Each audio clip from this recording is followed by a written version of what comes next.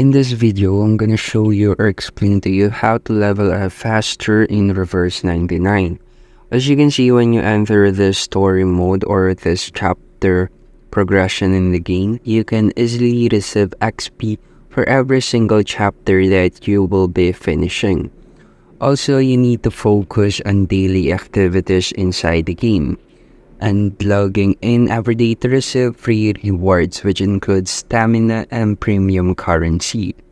I want also to add that you need to create a strong crew or build a strong team for every single chapter or story that you want to finish with.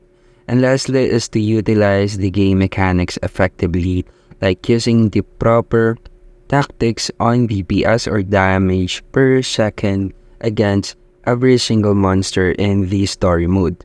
And that's it. That's how you can level up or gain XP faster in Reverse 1999, and thank you for listening.